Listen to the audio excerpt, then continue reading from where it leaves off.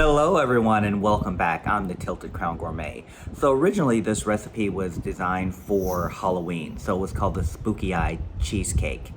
But it can be modified to be utilized for any time of year. So for instance, you can do the peach rose, strawberries, or even edible flowers. So let your mind wander and let it explore all of the possibilities for this particular recipe and for its modifications. But for now, let's sit back, let's get some prep done, and let's get cooking. So to start this dish, you want to spray the inside of a 9-inch spring-form pan that's at least 2.5 inches tall evenly with non-stick cooking spray, and then you're going to want to line it with parchment paper. The reason I line my pan with parchment paper is so when you take the cheesecake out and you cut it, you don't cut into the pan so you don't scratch your pan. Next, we're going to process those chocolate wafers along with your sugar and your butter. You're going to want to have the consistency of wet sand. Don't overmix, because if you overmix, your crumbs will become pasty. In other words, you'll have a pasty mess. Press the crumb mixture into the bottom of your prepared pan and then place in the freezer while you're making your cheesecake mixture. Combine your gelatin and your water in a small microwave-safe bowl and set it aside to soften for approximately 5 minutes. Beat your cream cheese in a large bowl with an electric mixer on medium until it's completely smooth, which should take approximately a minute. Scrape down the side of the bowl, then you want to add your confectioner's sugar, your sour cream, lemon juice, vanilla, and your pinch of salt. You want to then beat at medium-high speed until that's incorporated and smooth, which should take approximately another minute. You want to microwave your gelatin and your water, stirring as needed until melted. Make sure you don't over microwave it because it will overflow the dish.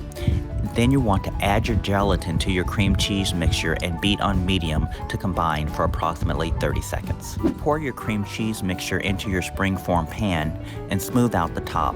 Tap the pan a few times on your counter to release any air bubbles. Cover with plastic wrap and refrigerate until it's set, which should take about 2 hours. Once your cheesecake has set, prepare your white wine gelatin. So pour your white cranberry juice into a medium saucepan and sprinkle over the remaining packets of gelatin. Let it sit until the gelatin is absorbed, which should take about 3 minutes. Add the remaining granulated sugar and heat over low, whisking occasionally until the gelatin and the sugar dissolve, which should occur within about 2 minutes. Pour the gelatin mixture into a large liquid measuring cup and stir the white wine in. Be sure to use a spoon to scoop away any bubbles that rise to the surface.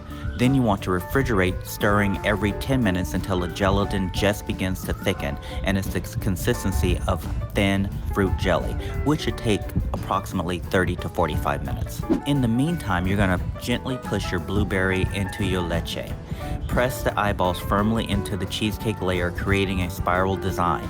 Then you're going to dip your toothpick into red food coloring and paint lines on the leche to resemble bloodshot eyes.